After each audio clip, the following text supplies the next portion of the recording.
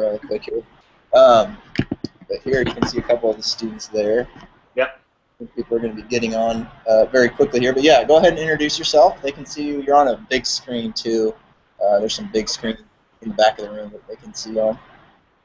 Okay, well, my name is Ryan Lotes, and I teach social studies at Council Bluffs at Thomas Jefferson High School. Next year, I actually took a new job and be what's called an instructional coach, so I'll be helping teachers that are struggling in the classroom, and I've kind of gotten into the little technology thing. Probably not as much as Mike, but I got a lot of, we've gone one-to-one in Council Bluffs for a couple of years now, and I was actually lucky enough to be a part of the program. When Google Chromebooks first came out, we were the ones that, we were one of the 4 schools across the country that was able to pilot them before they actually went on the market. So I was really lucky in terms of getting to try a new technology before anyone else was able to get it. And so my classroom has been one-to-one for about 4 or 5 years now. So I'd love to hear any questions or anything else you've got to ask. Is everybody able to get on? Is anybody able to get the invite? If you guys go to, Greg, you know how to do this, right? Yeah, just go to plus.google.com, and then, yeah, if you have the Hangouts app, you should have gotten an invitation from me, hopefully. Yeah, we're still working on getting kind of the invites out a little bit, but if you can check your email, then you can get on from there, too. That'll get it. But one of the things I was going to have you kind of talk to them about as we're trying to get some more people on here is basically we talked a little bit about management strategies and things this morning just to make life a little better. And I'm going to let you talk about that and kind of go around and help everybody a little bit with this. But if you could just kind of speak to what are some things that you do in the classroom, in a one-to-one classroom to just make managing the day and even planning or administering things easier. Okay, well, the first thing I would say is that managing a one-to-one classroom is really similar to managing a classroom without one-to-one, in that hopefully you're up and around, and if you're up and around quite a bit in the classroom, management becomes much, much easier. So, and actually I think that classroom management is a little bit easier in a one-to-one environment because sometimes kids have available distractions, whereas before they might oh, I don't know, cause trouble or get distracted. Now they're distracted by things like games and Facebook and stuff like that. So I actually think that management in a one-to-one environment is a little bit easier. Now let me just ask, do you guys know where you're going to be teaching? Is it going to be like a one-to-one where every student has their own device, or is it going to be where like there's a classroom set and students have to get them at the beginning? I've done both. I'm just curious as to what. Yeah, everybody's a little bit different, isn't it? Can you guys hit mute? Mute your microphone. Do that. Hover over. Go flashing around. Russell. Yeah. Now I see you, Mike. Oh. I'm seeing Sarah.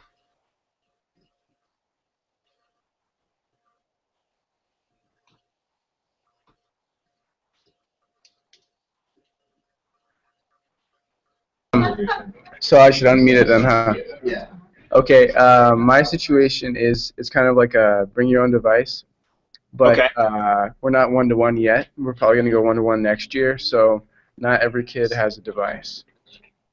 Okay, so one of the things you might want to do is you might want to put your students in groups so that every group has a device, and then you can do some group project stuff where one person's actually using the device, but other kids are doing other stuff. I find that might be a good thing. Yeah. You get in a situation like we're just talking like you see his name on set up your classroom. If your kids are in rows and all that, I mean that might make it easier if everyone has their own device. But in situations where only some kids have their own device, maybe like groups of 3 or 4 would be best, so they can work on projects together. That's what I would probably recommend. And then that way, when they're in groups of like little pods, you can actually walk around and see what they're working on, and this kind of makes classroom management easier. When kids get distracted, just walking by, you'll see their screens kind of flicker, or they'll get off of whatever they were on and get on to what they're supposed to do. So just kind of walking around and being aware of what students are doing, I think will help. Yeah. Did I answer your question? Yeah. Also, you might want to make sure that depending on what you're asking students to do, have some kind of knowledge as to what will work on their devices and what will not. So, for instance, we have Chromebooks in Council Bluffs, and one of the things that Chromebooks do not run Java. So any kind of program that you're asking to run Java, it might run on a PC, but it's not going to run on a Chromebook. So be kind of aware of those things at the beginning, because that way you don't get halfway into a class and now you're all of a sudden dealing with technical issues that kind of slow things down and get people off task. So you might just want to kind of know what programs run before it. And I would maybe even have 4, 5, 6 activities that are kind of go-to activities that you can do with one. I don't know what I should say. How should I say it? With one, they're kind of learning activities, but you can apply them to whatever content you're doing that day. What do you teach, by the way? I teach science. Science? Yeah. Okay. High school or middle school or? High school. High school. Okay. Yeah. So a lot of the activities you're probably going to use are going to be able to. You're going to use them in different lessons, and just kind of some go-to activities. I think that would help a lot. Yeah. Okay. Cool. All right. If we don't get on, don't worry about it, because what I'm going to do is I'm just going to have him speak general. Can you hear me, Ron? I think I have my microphone muted. 1 second here.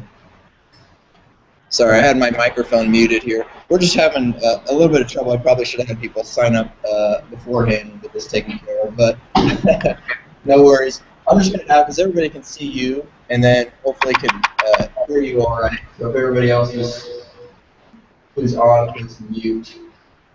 There we go. Mute your I can mic. see Megan, you. I can see Russell and Sarah. Yes. So we got. How many people am I talking to, by the way? Say what? How many people are in this class at the same time? There are 11 people in the class. How many? 11. Okay. So it's not big. No. Do you guys all have your microphones muted? Yes. Nope. It's up top here. That's why I have like a little feedback. Plug it. No, you have to. Hey, Russell, I just thought of something. So if you're doing like some kind of experiment, you might want to use your device as like some kind of recording device over like maybe time or sound or whatever it could be. So you could, so let's say you're doing a lab, you could have some kids like running the actual laptop, so or Chromebook, whatever it is, so they're involved in the activity while at the same time. So like, are you talking like chemistry or physics or biology? A little bit of physics, a little bit of biology. Okay, so maybe like a student with a device could be like doing some recording while the other students are kind of actually going through the experiments and stuff. I mean, that might be something where you can keep them all involved. And they all got to kind of work together and just kind of devise the task that way. And then maybe throughout so then maybe the next time you have an experiment, they could all rotate. So the kid who was the recorder before and recording the data, they could then move on to a different part of the activity, like maybe actually the hands-on part, and someone else record. So just kind of divide tasks up that way. If you're lacking devices, I would say that might be a good plan. Okay. Just kind of popped in my head. So I don't teach science, Yeah. I teach social studies, but I thought that might be useful. Yeah, do you want to talk about maybe what are some of your go-to activities when you're planning for the week or whatever? What are some things that you use sort of on a regular basis that any of the teachers in here could use when they're just planning and are looking for an activity that they could just use that would be easy to use and a go-to thing? What would be something you might recommend for that? Well, so I do like to use Google Forms as far as like a formative assessment, and also as like what I call a bell work activity. So when students walk into my room, I might have some kind of an open-ended question as to that day's objectives. So let's say we're talking about the checks and balances. So I teach government checks and balances. We might ask, who decides if we go to war? What makes you say that? And then kind of see what students know. So the bell work activity, students just kind of answer and tell me what they know, and then I can use that bell work activity. I can see their answers, and as they enter them, it'll pop up on my my projector, and I can see what students know or don't know. So it gives me an idea of how much prior knowledge about the topic the students have. So once I see if they have a lot of prior knowledge, I can take things further and move much faster. But if they don't have, sometimes you'll find they don't have a clue and they don't even have any idea what you're talking about. So in those situations, you might want to back up and just kind of see what they do. So I think it's a good tool to, one, get them working as soon as they walk in the room, Google Forms. And then two, just to kind of see where they're at as a formative assessment before you even start a lesson. But then maybe throughout the lesson have a couple quick questions on a Google form. I also put these, I have a classroom website that's just a Google site. So I'll actually have like a daily agenda where each day we'll have a series of things that the students are required to do. So I might put a link to my Google form on the daily agenda on my Google site, and they just click on that. They know what the Google site is. They click on that, open it up, answer the question. I get my answers, I get my feedback, and I can immediately tell, how much information students know, whether they're getting the lesson objective, whether they're not. And then it also, if you use their Google sign-in, you can immediately tell who gets it and who doesn't. So you can immediately sort them into kids who are getting it and give them some kind of enrichment activity. And then kids who aren't getting it, you can group them together and give them some kind of activity to help them get a better understanding of the day's objective. So Google Forms would be one I use a lot. I also mentioned the sites. I use my site a lot to communicate with parents, kids, so they know what's going on. Basically, I want my class to be as transparent as possible, so students know what we're doing, know where we're going the next week. If someone's going to miss class, they can access all the information online. So just trying to be as open and transparent as possible for both the students and parents, and even, I guess, my bosses, the administrators. And so you say that you mentioned your website, and so your website's a fairly important component of students accessing materials and things in your class? Yes, I would say it is. I put all my lecture notes on there. I put sometimes when students create projects, I'll put those on there because I don't want students just to learn about their own topic. I want them to learn about other ones, so I put those on there. But it's kind of an information hub for the classroom. I put links to the actual district curriculum. So when students look back and say, what did we do yesterday? I was out, I had the flu. I say, okay, go to the website, you can check it out. So then it gives them a chance to kind of take the learning into their own hands and become more independent. And so if they know they got a dentist appointment, they're going to miss class, they can look ahead, they can look back. I would say the sites is very important because, and it also helps me plan too because I can look back and think about exactly what I did and what I didn't do. It also gives me just a link to like all kinds of articles that we might read, activities, just stuff like that. So I would say Google Sites is probably my #1 go-to tool, and then maybe Google Forms also. I know you've done like a number of like movie projects, and yeah, we did a little preview of just a number of different tools that they can use to do photo or video things. And yes. Can you just maybe speak to a little bit of how that's helped with student engagement? And I know everybody's been very excited, and even just in a little early feedback, it sounds like everybody wants to learn more about videos, posting videos to YouTube and things like that. Can you just speak to a little bit about some of the projects you've done with students or what they've done? You want an example? Sure, yeah. I can send you an example. I tell you what, let me screen share it if you want. Okay, so I got YouTube here. I've never screen shared before, so I just click on YouTube, right? You can click on, if you click on, hover to the left, there's a little thing that says screen share. You're going to see oh, there's YouTube. So I've got YouTube. I'll just put that up, and we'll see the movie that you are going. So I'm just going to. Okay, let me see. I've never done it here before, so I'm going to see if I can find it. YouTube, it's going to put the YouTube that you're showing us up there. Okay, can you see my mouse right now? No, are you screen sharing? I don't know. How do I do that? You hover to the left, there's a thing that says, you should see a YouTube app. Are you clicking on that? You just say the name of the YouTube video. And then when you start playing it, then we'll all see it. Or if you just tell me the name of the video. Okay. Can I send you a link to it? Sure. If you want, you can do the, see where there's the links. Oh, that's not, actually, it's probably easier if you just screen share. Just click the screen share button. If you hover to the left, see a bunch of things pop up on the left side of your Hangout screen there? Yes. See the screen share one? It's like a green screen with the arrow on it. Yes, I see it. Okay, I just clicked it. Yep, click it. Yeah. And click it, and then we'll see whatever you're seeing. I'll do the Google Plus here. Start screen share. So can you see my Google Plus right now? There we go. Yep, we got you now. Yep. So you just bring up the video, and we'll be able to see what you're seeing there. Okay, so you can probably see my Symbaloo right now. Is that right? So do you use Symbaloo for stuff in class? I do. Can you see my Symbaloo right now? Yeah, we're looking right at it. Okay, so you can see I've got like I've got a little bit of everything. So like in my upper left, I love Symbaloo because you're going to find there's like 10, 20 websites you access all the time. And in my upper left, I have tons of things that apply to school. So like we're pretty much paperless in Counts of Love. So I got my Gmail, I've got my website, and I'm going to click on my, I've actually tried to start like an online government textbook, which is like a hub, and I'm going to click on that right now.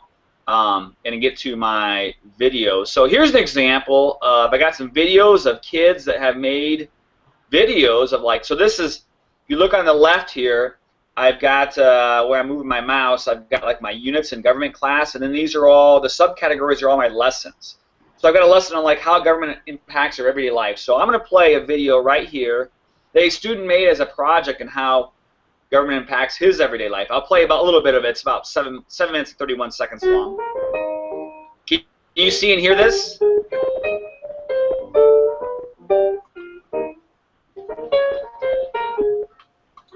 Can you see and hear that, Mike? Yeah, we can see it. Yep, we can see and hear it. So a student made this, or a couple students did.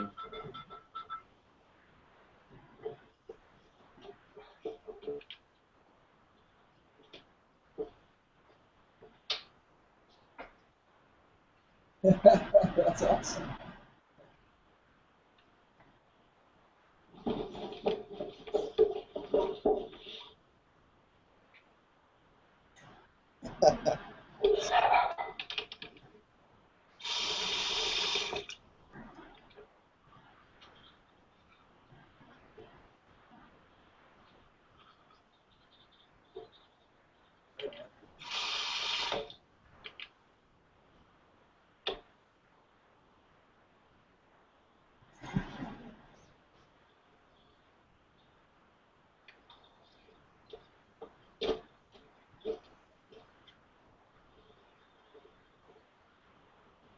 So this was for your government class, and did you Yeah. just like what was your? Did he just make this on his own? Obviously, he made it on his own, like at home. I give students a lot of choice. So I'm gonna turn the volume down on the video so I can talk to you because there's not a lot of volume. But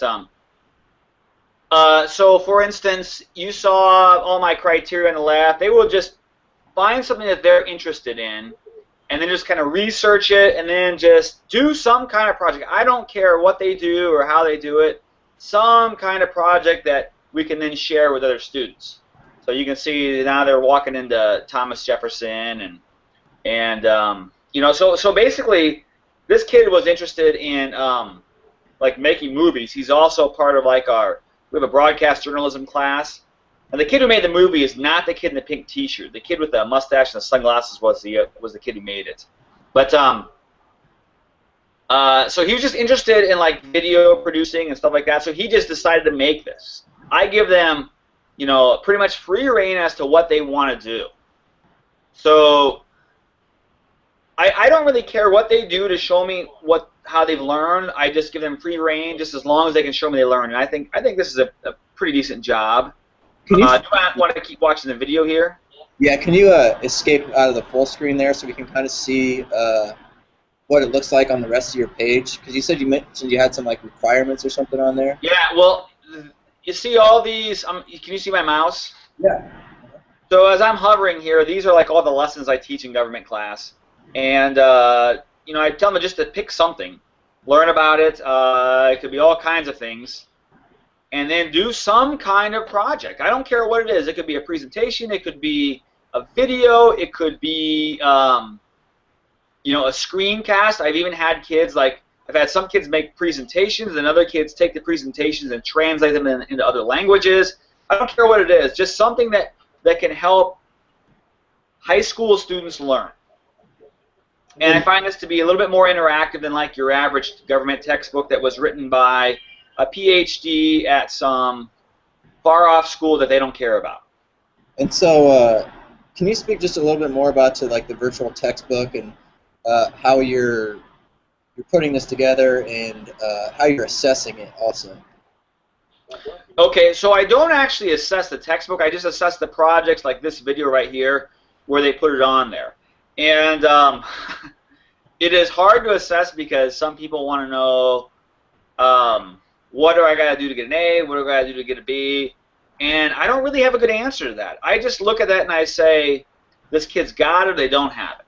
You know, this kid went above and beyond or this kid did average work. You know, I just have to make a judgment call to do that. What I find usually is that some students really get into it and they do a fantastic job, and then other students will do, you know, just the minimum to bear to get by. So I will actually show these videos in class, and it becomes very obviously very quick who really put in a lot of time and who worked hard and who had a great idea and who did not.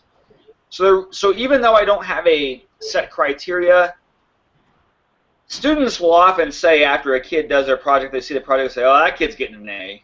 Oh, that kid was not, you know, they know, you know, so I don't know, does that answer your question?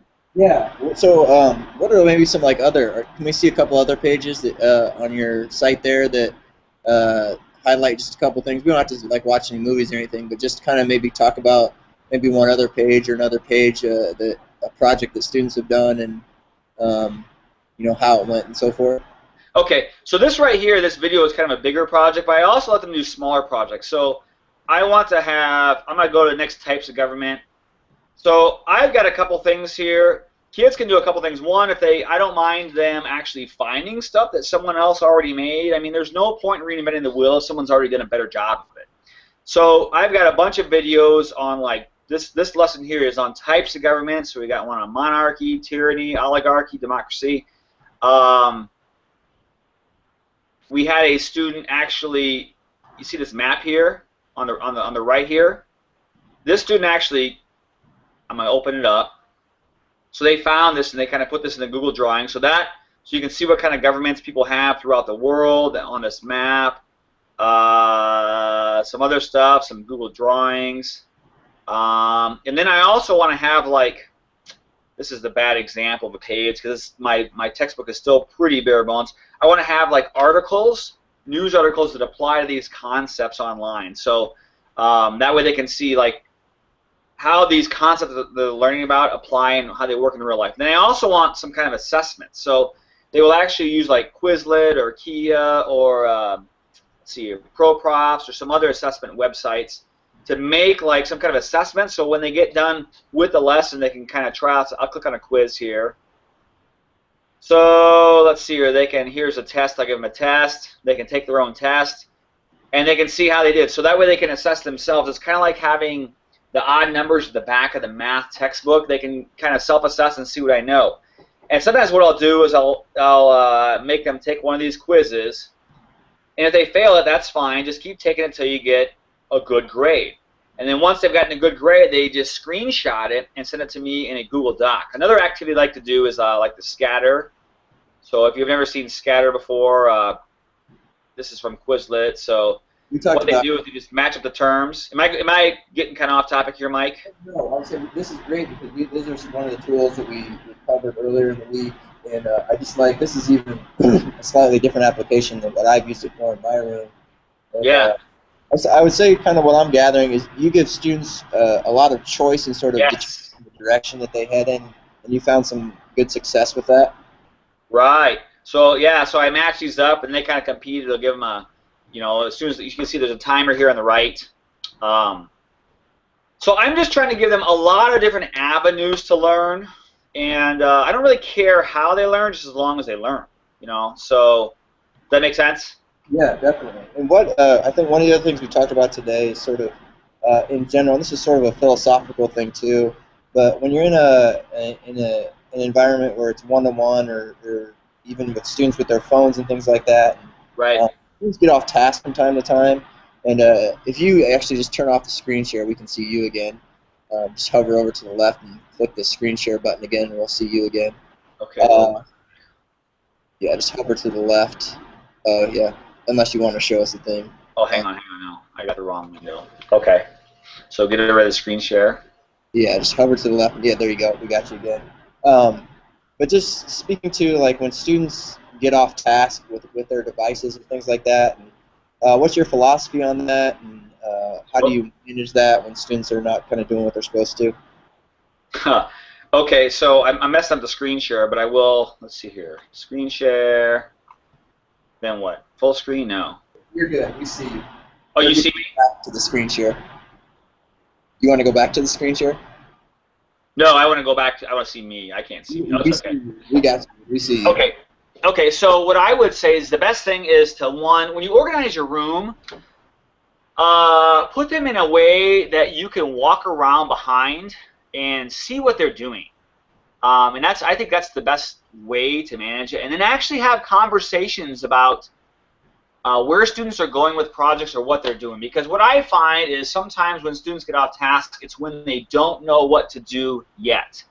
And oftentimes students don't know what to do, so they did 1 or 2 steps in the process and they get stuck. So that's when they tend to get off task. Now, if you're walking around the classroom, you can have a quick conversation, try to brainstorm some ideas of where to take a project next, and then that gives them some direction. I think the biggest thing is students just lack direction as to what to do, and sometimes they can be a little bit afraid to try new things. So if they try new things, I think they're going to be okay. So just walk around, monitor them, be ready to help them.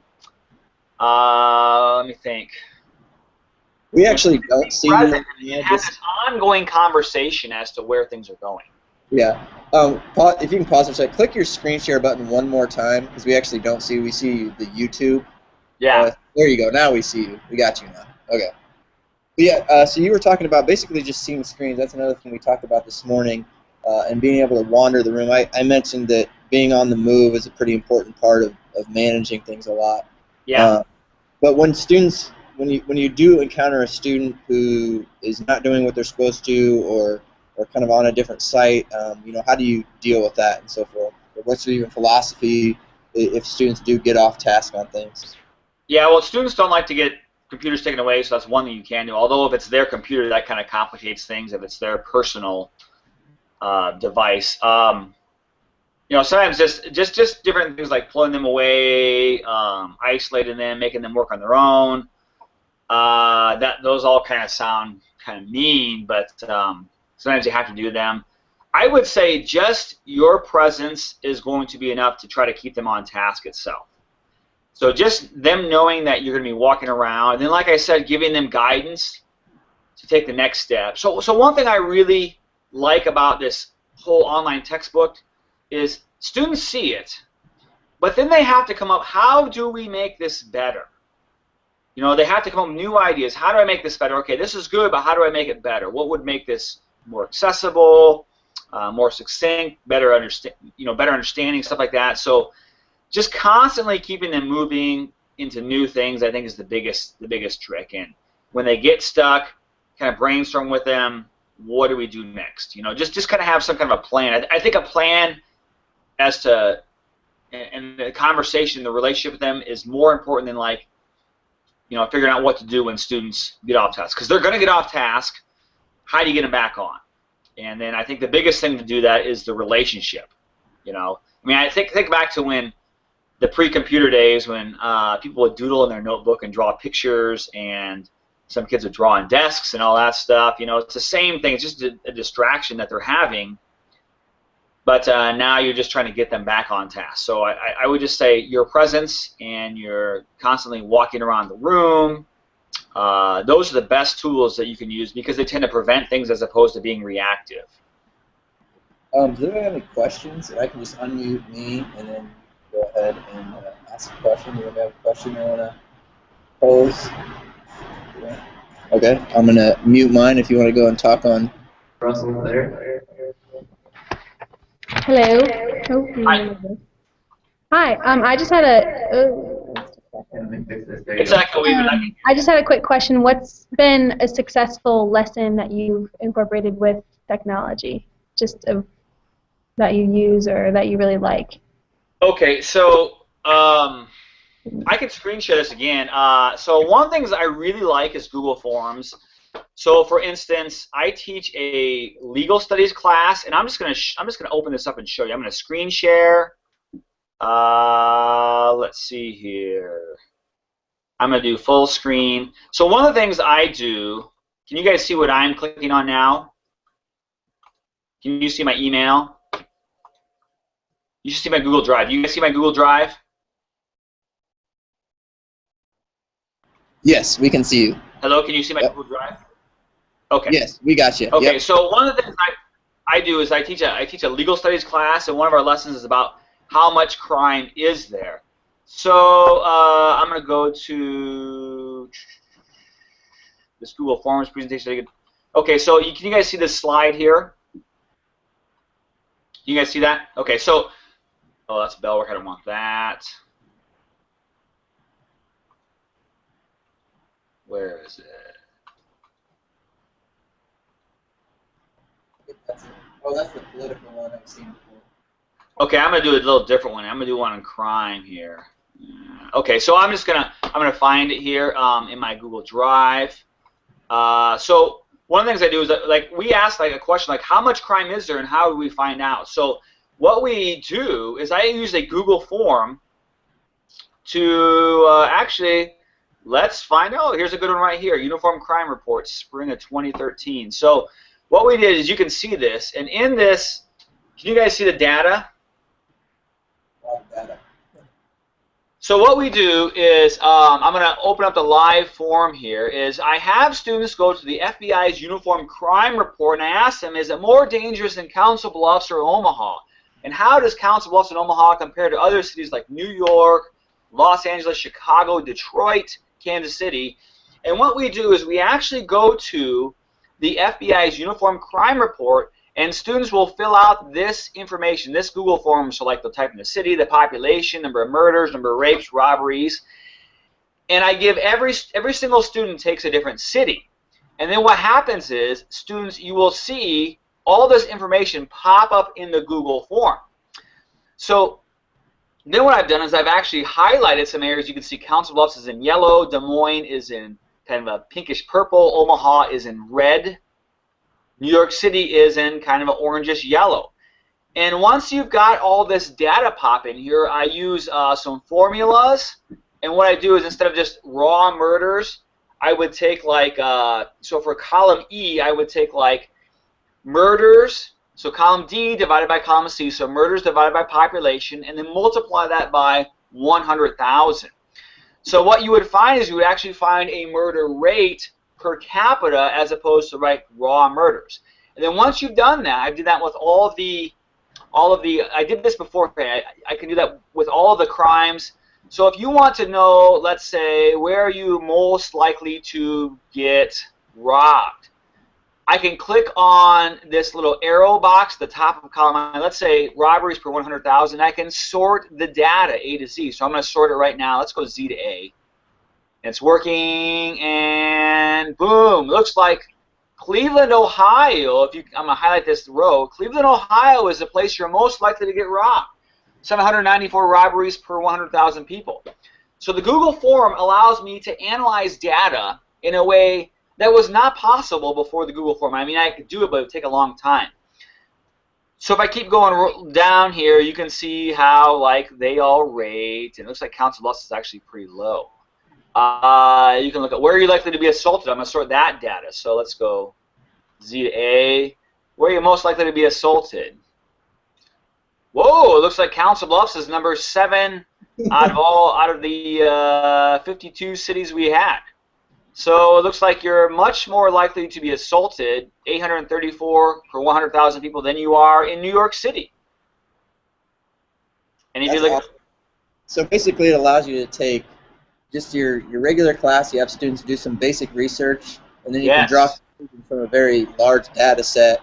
Whereas that's something you never would have been able to do without access to students just gathering all the student information in one place. Yes.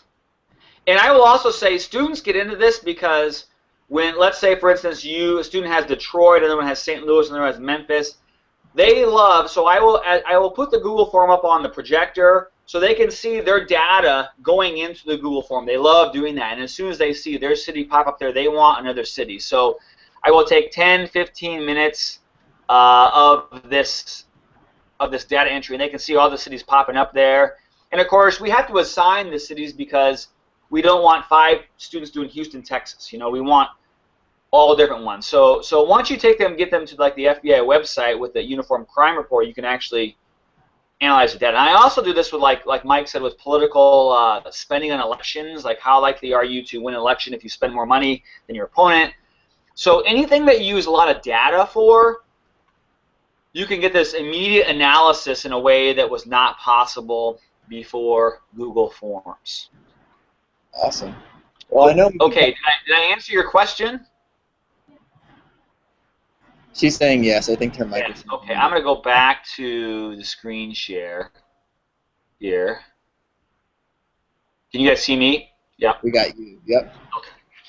So that's one of the things I like to do. So I was talking earlier to, I think it was Russell, about science. So if you're doing anything over time, you can get your Google form to do calculations for you, and you can even there are even things on there where you can graph your data. So the graphing the data can be very interesting. So I'll give you another example. I had a student do this. I have a student in my government class, and gosh, what was she doing? Oh, okay. So she had a theory. Her theory was that she hates smoking. She has 2 parents who smoke, and she hates it. So her theory was we should raise taxes on cigarettes. And if we raise taxes on cigarettes, it will cause people to quit, and smoking rates will go down. So what she did is she actually went to Wolfram Alpha and found the tax rate on cigarette tax for all 50 states. So she put that information in her Google form, and then she actually went and found all 50 states data on the percentage of people who smoked. So her theory was if we raise taxes on smoking, people will quit and smoking will become less of a problem throughout the nation. That was her theory. Now, let me just ask you, do you think that's true? Do you think that would actually work? Anybody have any theories, any ideas? Seems to be some, no, I don't know. People say no?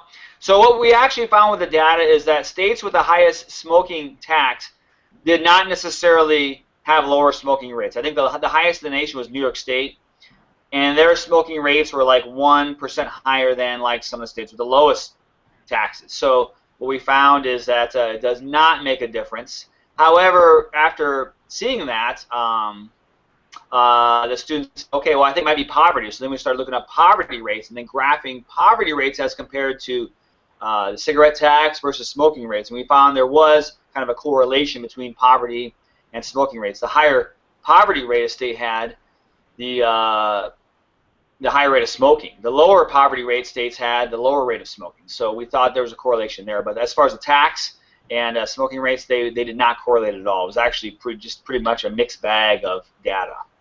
Awesome. So those are things you could actually do within a pretty short amount of time and kind of find the answer, whereas before you would have no idea how to do that. Awesome. Well, we're actually we got a few more things to cover today, and we appreciate all your sharing and love to hear more. But I know I don't want to take your time all day. I gotta go trim some trees.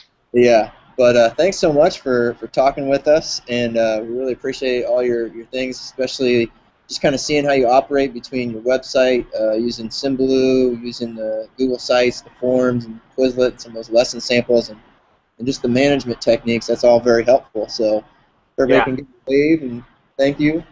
Hey, let me say one thing before I go. Don't be afraid to try stuff. Just start trying new things. And you'll probably mess it up really bad the first time. And that's okay. Because once you mess up, you'll have some idea of where it went wrong and then what you can do next time to make it better. So do not be afraid to try new things. And when you do stumble upon something that's really good, make sure you share it with your other colleagues. Awesome. Well, thank you. And I'll be in touch, and I appreciate you talking with us today. Okay. Thanks. See you later. All right. Bye.